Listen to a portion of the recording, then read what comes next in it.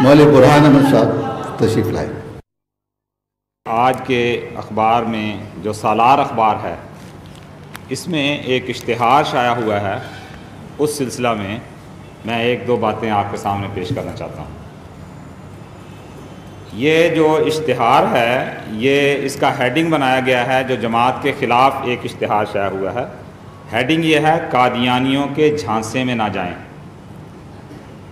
اور نیچے خبر لکھتا ہے لجنۃ العلماء کرناٹک کا انتباہ، احمدیوں یعنی قادیانیوں کی طرف سے خلافت احمدیہ 100 سالہ جوبلی مبارک ہو کے عنوان سے 8 جون بروز اتوار دن میں 10 بجے ٹاؤن ہال بنگلور میں ایک جلسہ منعقد کیا جا رہا ہے جو دراصل جھوٹے مدعی نبوت مرزا غلام احمد قادیانی کے آن جہانی ہونے کے 100 سال پورے ہونے پر بطور یادگار منایا جا رہا ہے۔ تمام برادران اسلام کو آگاہ کیا جاتا ہے کہ اس جلسہ کا اہل اسلام سے کوئی تعلق نہیں ہے، کیونکہ اس جلسہ کا اہتمام ان لوگوں کی طرف سے کیا گیا ہے جو حضور سرور کائنات صلی اللہ علیہ وسلم کو خاتم النبیین، آخری رسول و نبی نہیں مانتے اور مرزا غلام احمد قادیانی کو اپنا پیغمبر قرار دیتے ہیں۔ چنانچہ احمدیوں اور قادیانیوں کے عقائد باطلہ بالخصوص حضور سرور کائنات صلی اللہ علیہ وسلم کی ختم نبوت کے انکار کی وجہ سے تمام دنیا کے علماء اسلام نے ان کو خارج از اسلام مرتد قرار دیا ہے۔ لہذا تمام برادران اسلام سے مخلصانہ اپیل کی جاتی ہے کہ ہرگز اس نام نہاد جلسہ میں شرکت نہ کریں اور کسی منافق مرتد کے جھانسے میں نہ آئیں۔ یہ 8 علماء ہیں جنہوں نے اس کے اوپر دستخط کر کے یہ اشتہار شائع کیا ہے۔ میں اس سلسلہ میں ایک دو باتیں آپ کے سامنے عرض کرنا چاہتا ہوں۔ رسول کریم صلی اللہ علیہ وسلم کی ایک حدیث ہے، آپ نے فرمایا کہ تفتارق امتی علی 37 ملتن کلہم فی النار الا واحدہ وہی الجماعت۔ ایک تو آپ نے فرمایا کہ 72 فرقے ہوں گے جو جہنم میں جانے والے ہیں، ایک جنتی ہوگا، وہی الجماعت، وہ ایک جماعت ہوگی۔ بنیادی طور پر میں نے کل ایک آدمی تھے ان سے میں چھوٹا سا سوال کیا تھا کہ مجھے بتائیں ایک جگہ 1 لاکھ آدمی اپنی نماز پڑھ رہا ہو، کیا وہ جماعت کے ساتھ نماز کہلائے گی؟ کہ کہتے نہیں۔ میں نے کہا اگر ایک جگہ 3 آدمی نماز پڑھ رہے ہوں، 2 مقتدی ہوں، ایک آگے امام نماز پڑھا رہا ہو، وہ با جماعت کہلائے گی؟ کہتے ہاں۔ میں نے کہا دونوں میں فرق کس نے ڈالا؟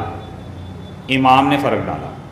میں نے پہلی بات تو یہ ہے کہ آپ ہم جماعت احمدیہ کو کہتے ہیں کہ غیر مسلم ہیں، نعوذ باللہ، یہ اسلام سے ان کا کوئی تعلق نہیں ہے، جہنم میں جانے والے ہیں۔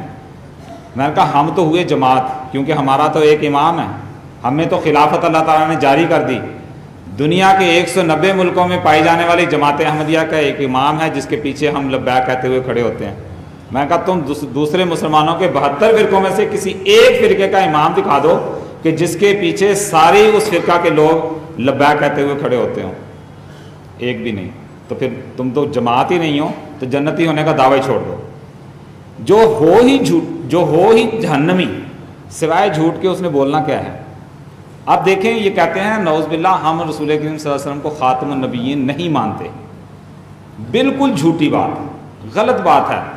رسول پاک صلی اللہ علیہ وسلم کو حضرت مرزا غلام احمد صاحب قادیانی نے اپنی کتابوں میں بارہا مرتبہ خاتم النبیین لکھا ہے اور تسلیم کیا ہے، اور آپ نے فرمایا ہے کہ آپ خاتم الانبیاء ہیں، خاتم النبیین ہیں، اور آپ کے بعد کوئی ایسا نبی پیدا نہیں ہو سکتا جو آپ کی شریعت میں سے کچھ کم کرے یا کچھ زیادہ کرے یا کچھ نکال دے یا نئی شریعت لائے یا حضرت محمد مصطفیٰ صلی اللہ علیہ وسلم کی نبوت سے ہٹ کر کوئی اور نبوت کا دعویٰ کرے۔ ایسے کسی بھی نبی کے آنے کا کوئی امکان نہیں۔ اگر کوئی ایسا دعویٰ کرتا ہے تو وہ کافر ہو جائے، وہ اس کا دعویٰ کفر ہوگا۔ جب آپ نے یہ بات بیان فرمائی تو حضرت مرزا غلام احمد صاحب قادیانی خود کس طرح سے یہ دعویٰ کر سکتے ہیں جو خاتم النبیین کے بالکل برعکس؟ اس کی صرف وضاحت میں اتنی کر دینا چاہتا ہوں۔ دیکھیں علماء نے 1300 سال 1400 سال ہو گئے ہیں، میں 1300 سال کی بات کرتا ہوں۔ 1300 سال سے تمام علماء اسلام، بزرگان امت یہ دعویٰ کرتے آئے کہ امام مہدی علیہ السلام 14ویں صدی میں آ جائیں گے۔ میرا کل بھی ایک پریس رپورٹر تھے، میرا ان سے یہ بھی سوال تھا، 1300 سال تک علماء یہ کہتے رہے کہ امام مہدی آ جائے گا، اور مسلمانوں کو انہوں نے امیدیں دلائیں۔ میں کہا 13ویں صدی ختم ہو گئی اور 14ویں صدی بھی ختم ہو گئی۔ 14ویں صدی کے بعد بھی کوئی امام مہدی آپ کے نزدیک نہیں آیا۔ میں نے ان کو کہا مجھے آپ یہ بتائیں کہ اگر امام مہدی نہیں آیا، جس کے آنے کے متعلق 1300 سال تک علماء اور مفکرین اسلام کہتے رہے، تو کیا وہ سچے ہوئے کہ جھوٹے؟ قرآن کہتا تھا کہ 14ویں صدی میں آ جائے گا، حدیث کے اشارے ہیں 14ویں صدی میں آ جائے گا، علماء کہتے تھے 14ویں صدی میں آ جائے گا، اور نہیں آیا۔ مجھے یہ بتائیں کہ یہ تمام بزرگان امت سچے رہے یا جھوٹے رہے؟ کہنے لگا وہ تو سارے جھوٹے بن گئے۔ میں نے کہا ان کو سچا بنانے کا پھر ایک طریقہ ہے کہ سچا امام مہدی تم ظاہر کر دو، مان ہم لیں گے۔ اگر تم نہیں بتا سکتے سچا، تو جو آیا ہے اس کو سچا تسلیم کر دو، تو یہ سارے بزرگان امت، ماں تمام انبیاء اور رسول، یہ سب سچے ہو جائیں گے، قرآن سچا ہو جائے گا، حدیث سچی ہو جائے گی۔ مگر یہ علماء ہیں کہ انہوں نے ایسی ضد پکڑی ہوئی ہے کہ نہ اپنے بزرگوں کو انہوں نے سچا کہنا ہے، نہ انہوں نے قرآن کو سچا ماننا ہے، نہ انہوں نے حدیث کو تسلیم کرنا ہے، اس لیے یہ اس قسم کی باتیں کرتے ہیں۔ دیکھیں موٹی سی بات ہے، رسول کریم صلی اللہ علیہ وسلم نے بیان فرمایا کہ میری امت میں ایک مسیح آئے گا۔ پہلی بات تو یہ ہے کہ مولوی صاحب کہتے ہیں آسمان پہ چلا گیا۔ آج ایک بچے سے پوچھ کے دیکھو بیٹا یہ پتھر میں پھینک رہا ہوں اوپر، یہ بتاؤ آسمان پہ چلا جائے گا؟ کہتا نہیں، بچہ بھی نہیں ماننے کو تیار۔ مولوی کہتا ہے کہ نہیں، حضرت عیسیٰ آسمان پہ چلے گئے ہیں۔ عجیب بات ہے کہ وہ آسمان پہ چلے گئے اور کہتے ہیں بغیر کھائے پیے کے زندہ ہیں۔ کسی ایک بچے سے پوچھو بیٹا اگر تمہیں 1 مہینہ کھانا نہ دیا جائے تو تم زندہ رہو گے؟ کہتا ہے مر جاؤں گا۔ مولوی کی سمجھ میں یہ نہیں بات آتی کہ ایک آدمی 2000 سال سے بغیر کھائے پیے کے آسمان پہ بیٹھا ہے اور وہ زندہ ہے، اور پھر کمال یہ کہتے ہیں اس کی عمر بھی نہیں بڑھتی۔ 33 سال کے گئے تھے، 33 سال کی عمر ہے۔ عجیب منطق ہے۔ پھر ان کا کہنا یہ ہے کہ جب وہ آئیں گے وہ 33 سال کے ہوں گے، اور آئیں گے کیا کرنے؟ کہتے ہیں آئیں گے امت محمدیہ میں، اور امت محمدی کی اصلاح کرنے آئیں گے۔ سوال یہ پیدا ہوتا ہے کہ جب وہ آسمان پہ گئے تھے نبی تھے؟ کہتے ہیں ہاں جی نبی تھے۔ اور جب وہ آسمان سے نیچے اتر آئیں گے نبی ہوں گے؟ کہتے ہیں نہیں جی وہ نبی نہیں ہوں گے، امتی ہوں گے۔ بھی عجیب تم لوگوں کی منطق ہے۔ قرآن کو اگر ہم کہتے ہیں کہ قرآن کریم جو ہے یہ ایسی کتاب ہے جو کبھی تبدیل نہیں ہو سکتی، یہ کبھی تبدیل ہوگا قرآن؟ اس میں کوئی آیت کوئی نکالی جا سکتی ہے، کوئی نئی ڈالی جا سکتی ہے قرآن کریم میں؟ جب نئی ڈالی جا سکتی، نئی نکالی جا سکتی، کہتے ہیں کہ مسیح علیہ السلام آسمان سے اتریں گے، نبی نہیں ہوں گے، امتی ہوں گے۔ مگر قرآن کیا لکھتا ہے؟ قرآن کہتا ہے رسول الی بنی اسرائیل۔ مسلمان تو قرآن ہی پڑھیں گے نا، اور جو مسیح آئے گا وہ بھی کہتے ہیں آ کے قرآن پڑھے گا۔ قرآن میں کیا پڑھیں گے؟ رسول الی بنی اسرائیل، کہ وہ بنی اسرائیل کی طرف رسول ہیں۔ جب خدا قرآن میں ان کو رسول کہہ رہا ہے تو مولوی کہتا ہے نہیں وہ رسول نہیں ہو سکتے، وہ امتی ہوں گے۔ کمال تمہاری منطق ہے، خدا اس کو رسول کہے گا، مسلمان ان کو رسول پڑھیں گے، حضرت عیسیٰ علیہ السلام خود آ کے اپنے آپ کو رسول پڑھیں گے، اور مولوی کہتا ہے نہیں تو غلط پڑھ رہا ہے، تو امتی یا رسول نہیں ہے۔ عجیب منطق ہے۔ پھر دوسری بات یہ ہے کہ اگر وہ امام مہدی بن کے، مسیح موعود بن کے اگر عیسیٰ علیہ السلام آ جاتے ہیں تو کس جرم سے ان کی نبوت چھینی جائے گی؟ ایک طرف سے کہتے ہیں کہ جی وہ آئیں گے، اور آئیں گے رسول کریم صلی اللہ علیہ وسلم کے بعد، اور قرآن کہتا ہے وہ ہوں گے نبی۔ تو مجھے یہ بتائیں کہ یہ جو ختم نبوت کی رٹ لگائی ہوئی ہے علماء نے کہ جی آن حضرت صلی اللہ علیہ وسلم کے بعد کوئی نبی نہیں آ سکتا، تو پھر عیسیٰ علیہ السلام نبی ہونے کی صورت میں کیسے آ سکتے ہیں؟ ختم نبوت نہیں ٹوٹے گی؟ کہتے ہیں جی وہ چونکہ پہلے سے پرانے ہوں گے اس لیے نہیں آ سکتے۔ بھئی حدیث میں تو کہیں نہیں لکھا کہ پرانا آ سکتا ہے، نیا نہیں آ سکتا۔ اگر لکھا ہے تو بتا دو، اس طرف نہیں آتے ہیں۔ جبکہ قرآن کریم حضرت عیسیٰ علیہ السلام کی وفات پیش کر رہا ہے، ہم ان علماء کے سامنے 30 آیتیں رکھتے ہیں، ہم کہتے ہیں اور خدا کا خوف کرو اور خدا سے ڈرو، ایک آیت تو نکال کے بتاؤ جس میں لکھا ہو حضرت عیسیٰ علیہ السلام آسمان پہ زندہ بجسم انصری چلے گئے ہیں۔ وہ تو پیش نہیں کرتے، کبھی پلٹی ماریں گے حدیث کی طرف چلے گئے، ہم کہتے ہیں چلو حدیث میں دکھا دو کہ زندہ آسمان پہ چلے گئے ہیں بجسم انصری، وہاں بھی نہیں دکھا سکتے ہیں۔ صرف منہ کی باتیں، اور ختم نبوت کی جو بات اٹھاتے ہیں تو کہتے ہیں جی رسول کریم صلی اللہ علیہ وسلم کے بعد کوئی نبی نہیں آ سکتا۔ ہم بھی کہتے ہیں کوئی نبی نہیں آ سکتا، لیکن حضرت محمد مصطفیٰ صلی اللہ علیہ وسلم نے اگر یہ بات بیان فرمائی ہے کہ ایک نبی آئے گا، تو علماء جتنا مرضی زور لگا لیں اس کے آنے کو کوئی نہیں روک سکتا۔ ان علماء کو چاہیے کہ وہ مسلم شریف کی اس حدیث کو پڑھیں جس میں رسول پاک صلی اللہ علیہ وسلم نے آنے والے مسیح کے متعلق نبی اللہ عیسیٰ و اصحابہ کے الفاظ 4 مرتبہ دہرائے ہیں کہ وہ اللہ کا نبی ہوگا، وہ اللہ کا نبی ہوگا اور اس کے صحابہ بھی ہوں گے۔ تو پھر یہ علماء کیوں انکار کرتے ہیں کہ وہ نبی نہیں ہو سکتے؟ ہاں یہ ایک الگ بات ہے کہ مسلمان جو ہیں وہ ان کو بنی اسرائیل میں گھسیٹ کے لانا چاہتے ہیں ادھار ایک مسیح۔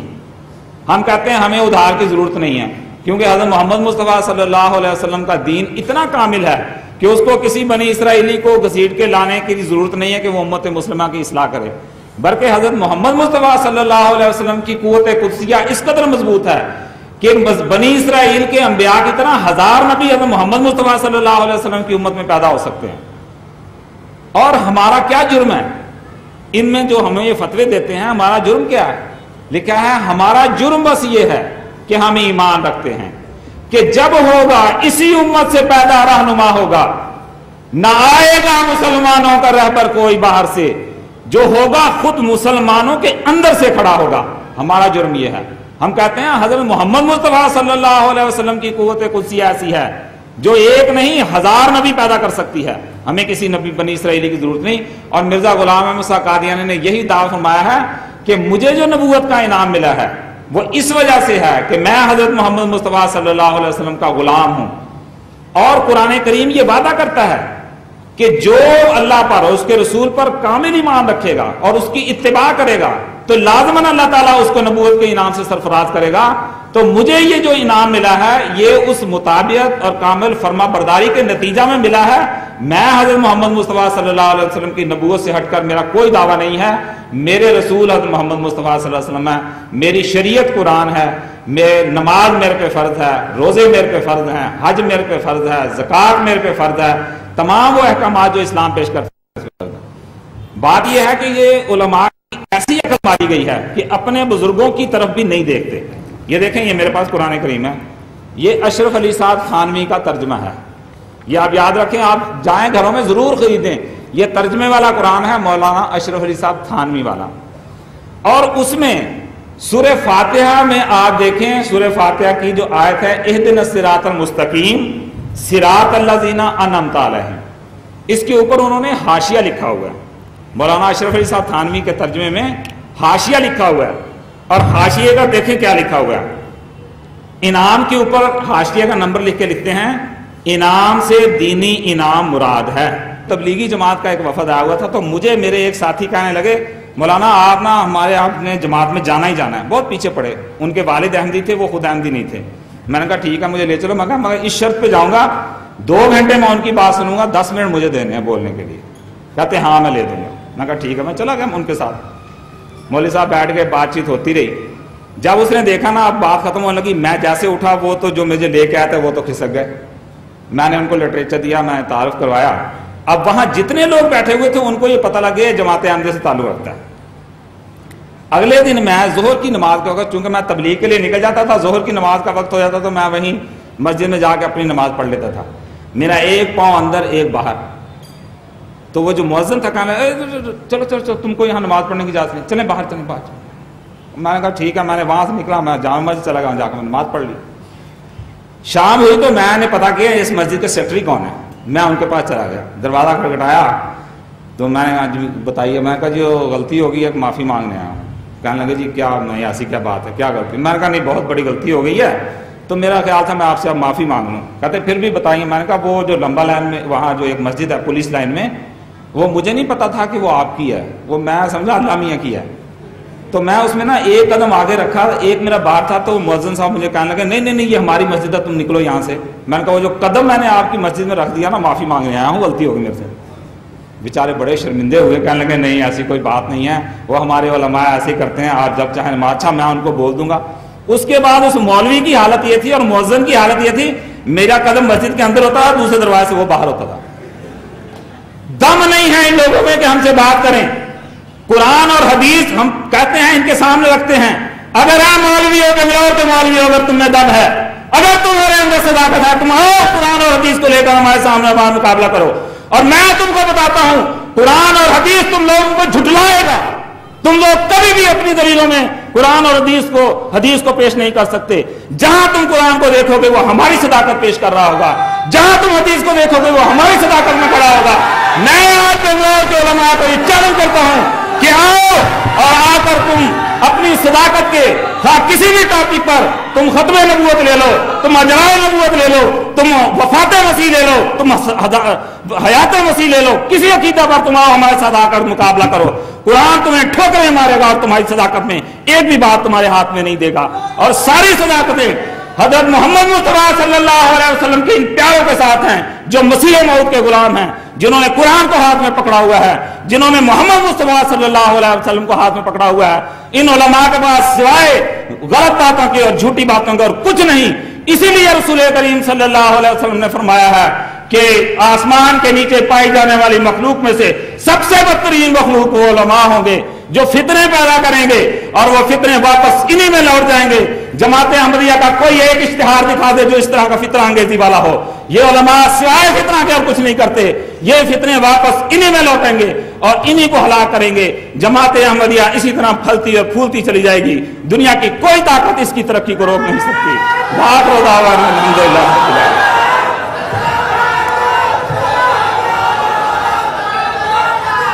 سے جب پوچھیں کہ آپ بتائیں کہ جماعت احمدیہ کی ترقی کے متعلق آپ کا کیا خیال ہے، تو برملا طور پر وہ آج بھی یہ کہتے ہیں کہ ہم نے اس کالج میں تعلیم حاصل کی ہے۔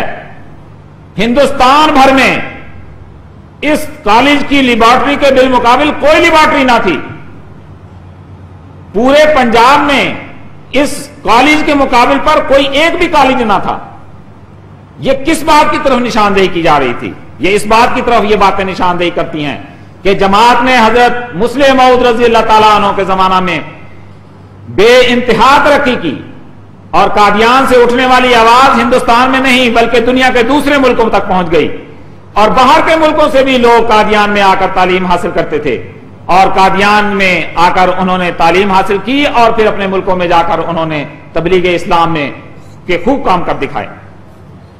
حضرت مسلم موعود رضی اللہ تعالیٰ عنہ نے ایسے وقت میں قادیان سے ہجرت کی جبکہ جماعت پر بالکل بے سر و سامانی کا ایک وقت تھا۔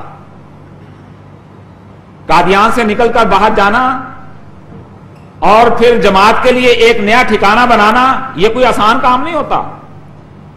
حضرت مسلم موعود رضی اللہ تعالیٰ عنہ ہی کا وجود تھا، خلیفہ کا ہی وہ وجود تھا جس کی برکت سے ساری جماعت محفوظ طریقے سے یہاں سے ہجرت کر کے اس حصے میں چلے جاتی ہے جو حصہ ہندوستان سے علیحدہ ہوتا ہے، اور وہاں پر جا کر جماعت نے حضرت مسلم موعود رضی اللہ تعالیٰ عنہ نے ایک نئے مرکز کی بنیاد رکھی جسے ربا کے نام سے یاد کیا جاتا ہے، اور وہ جامعہ جو قادیان میں جاری ہوا تھا وہی جامعہ آپ نے ربا میں جاری کیا۔ وہ کالج جو قادیان میں جاری تھا ویسا ہی کالج آپ نے وہاں پر شروع کیا، اور پھر وہ مبلغین جو یہاں سے ہجرت کر کے چلے گئے تھے ان کو حضرت مسلم موعود رضی اللہ تعالیٰ عنہ نے دنیا کے باہر کے ملکوں میں بھجوا دیا، اور اس طرح دنیا کے مختلف ممالک میں جن کی تعداد حضرت مسلم موعود رضی اللہ تعالیٰ عنہ کے زمانے تک ہی 70-75 کے قریب بن جاتی ہے، جماعت احمدیہ اللہ تعالیٰ کے فضل سے قائم ہو چکی تھی۔ حضرت مسلم موعود رضی اللہ تعالیٰ عنہ کا دور ایک ایسا دور ہے کہ جس کے متعلق حضرت مسلم موعود رضی اللہ تعالیٰ عنہ نے خود فرمایا ہے کہ اگر کوئی مورخ آئندہ اسلام کی تاریخ لکھے گا اور وہ میرے دور کو چھوڑ جائے گا تو یاد رکھے وہ اسلام کی تاریخ نامکمل اور ادھوری رہ جائے گی۔ کسی مورخ کے لیے یہ ممکن نہیں ہے کہ وہ میرے دور خلافت کو چھوڑ کر تاریخ اسلام کو مکمل کر سکے، کیونکہ آپ ہی کے دور میں احمدیت کے ذریعہ اسلام نے وہ ترقی کی ہے کہ جو مخالفین کی جماعتیں ہیں وہ احمدیت کی ترقی کی پاسنگ کو بھی نہیں پہنچ سکتی۔ جماعت احمدیہ کی جہاں تک مخالفت کا سوال ہے، ہر مخالفت کے بعد جماعت احمدیہ آگے سے بڑھ کر ترقیات کی طرف بڑھی ہے۔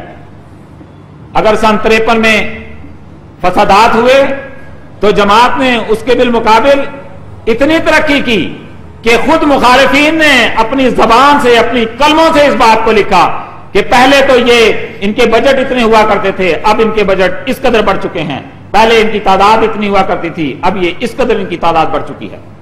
کل مخالفین کی قلموں سے ان کی زبانوں سے اس بات کا اظہار کر دینا یہی احمدیت کی ترقی کا سب سے بڑا ثبوت ہے۔ اگر ہم خلافت ثالثہ کے دور کو دیکھیں اس میں بھی جماعت نے بے انتہا ترقی کی ہے۔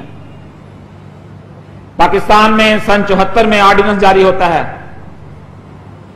مخالفین جماعت کے گھروں کو جلاتے ہیں، مخالفین جو ہیں وہ جماعت کے افراد کو شہید کرتے ہیں، اس کی بنیاد کیا بنی؟ بنیاد یہ بنتی ہے کہ ہم مقابلہ تو کر نہیں سکتے، دلائل ہمارے پاس نہیں، زور کر لو، زور سے اب ہم ان کو دبا لیں گے۔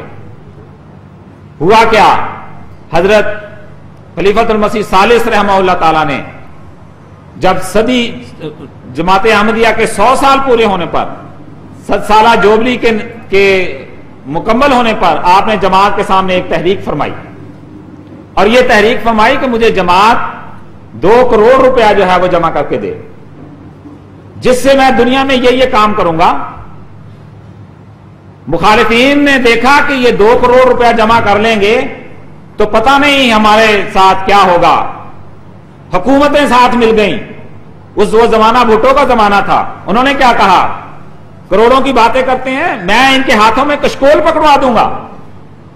جب حکومتیں بھی ساتھ مل جائیں تو مخالفتوں کے جو ہیں وہ حوصلے اور زیادہ بلند ہو جاتے ہیں، مگر انہیں پتہ نہیں تھا کہ خدا تعالیٰ نے خلافت کے زیر سایہ ایک ایسی جماعت اس خلیفہ کو عطا کی ہے، مسیح موعود کی وہ ایسی جماعت ہے کہ جو اپنے خلیفہ کی ایک آواز پر اپنے تن من دھن کی قربانی کرنے کے لیے تیار ہے۔ اور جماعت احمدیہ نے 1 سال کے اندر اندر حکومت پاکستان کے سامنے یہ بات رکھ دی کہ خلیفہ نے اگر 2 کروڑ کی بات کی ہے تو جماعت نے حضرت خلیفۃ المسیح ثالث رحمہ اللہ کی خدمت میں 6 سے 7 کروڑ روپیہ 1 سال کے اندر اندر خدمت میں پیش کر دیا، اور 12 کروڑ کے وعدے کیے کہ آئندہ 16 سال میں ہم 12 کروڑ تک حضرت خلیفۃ المسیح کی خدمت میں پیش کرنے والے ہیں، جس سے احمدیت کی ترقی کے اور اسلام کی ترقی کے نئے نئے مراکز قائم کیے جائیں گے۔ چنانچہ دنیا نے دیکھا کہ ایسا ہی ہوا،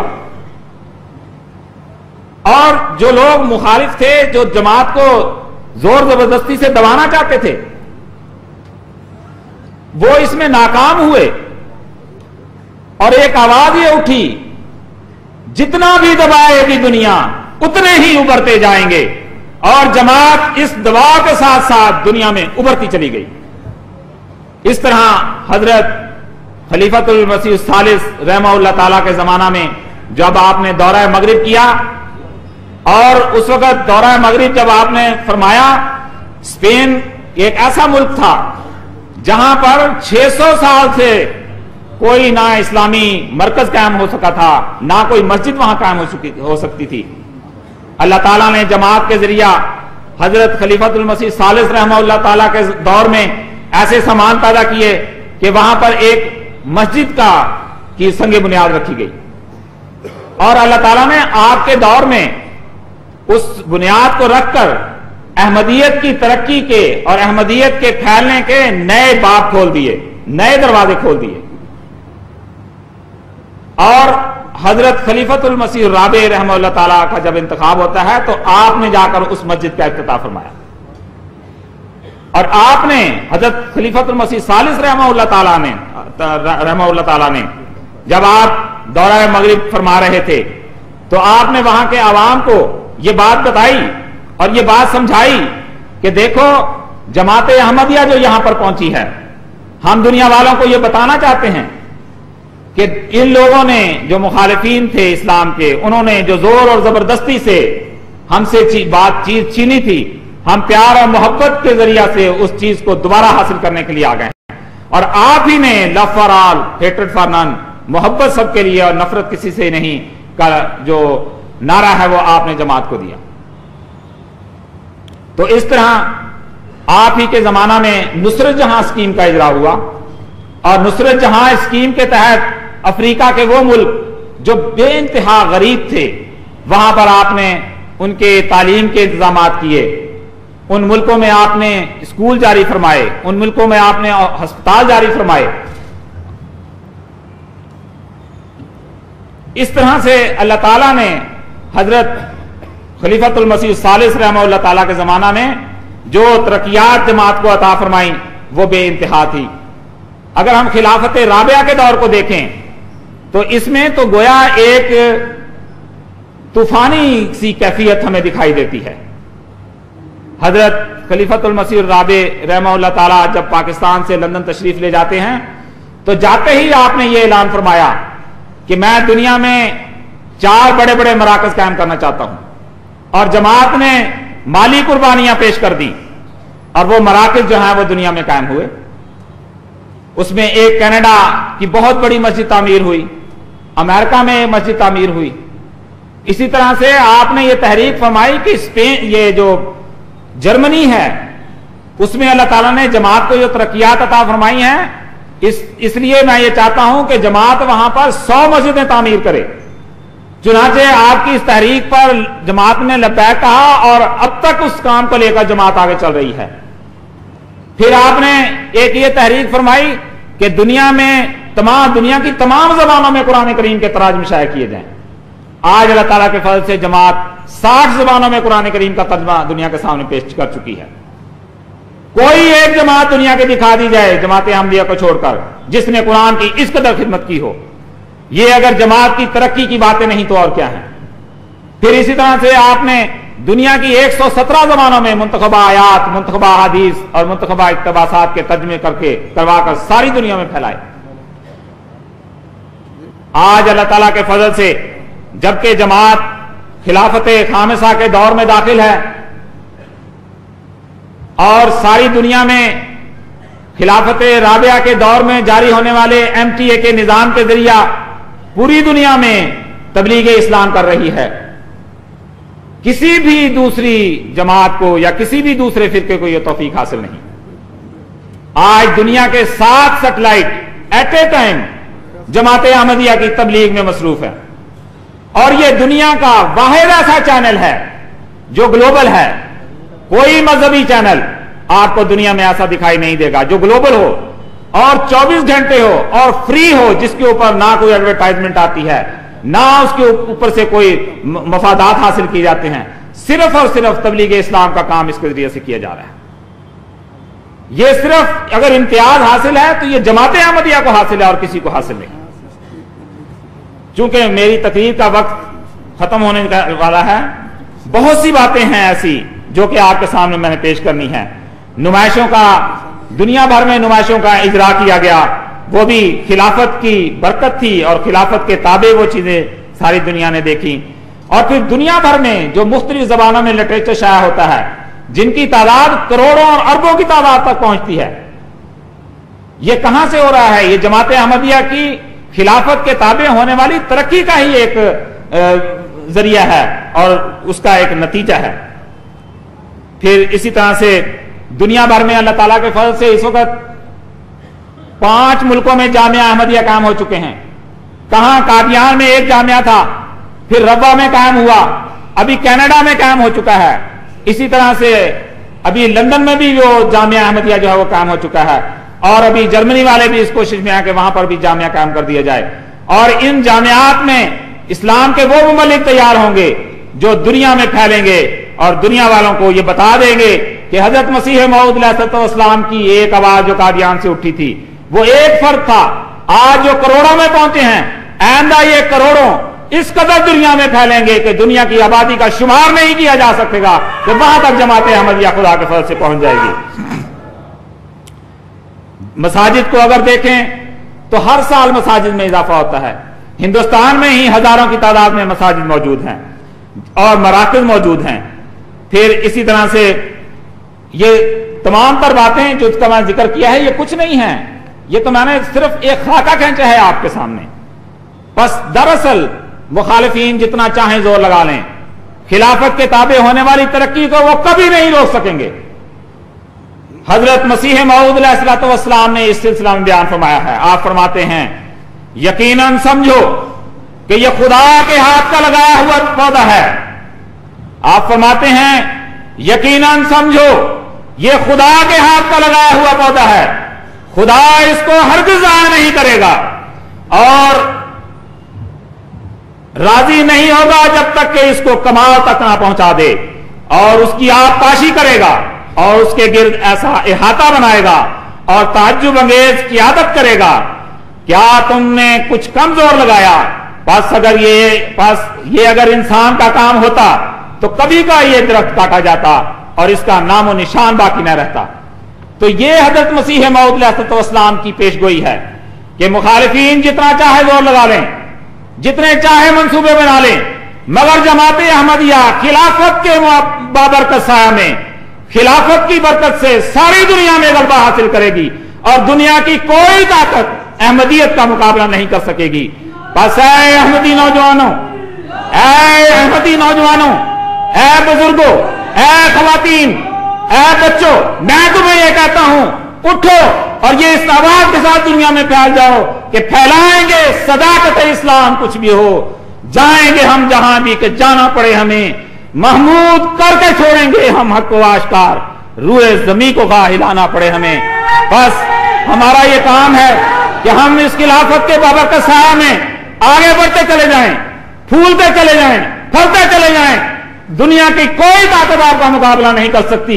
अल्लाह ताला ने आपकी जिंदगियों में कामयाबियां लिख छोड़ी हैं और मुखालिफीन के हिसाब में सिर्फ नाकामियां हैं, सिर्फ नाकामियां हैं। अल्लाह ताला हमको हमेशा खिलाफत के साए में आगे बढ़ने की तौफीक अता फरमाए और हमारे छोटी छोटी कोशिशों को भी अल्लाह ताला बहुत ज्यादा फल लगाए, ताकि वो कामयाबी जो हमें दूर दिखाई देती है वो खिलाफत के साए में हम अपनी आंखों से देखें। अल्लाह ताला हमें इसकी तौफीक अता फरमाए। वाखिर दावाना अल्हम्दुलिल्लाहि रब्बिल आलमीन। और आपकी खिदमत में मुहतरम मोहम्मद यूसुफ साहब तशरीफ फरमाएंगे। आपकी तकरीर के उन्वान है आलम इस्लाम और खिलाफत की जरूरत। कन्नड़ जबान में तकरीर है।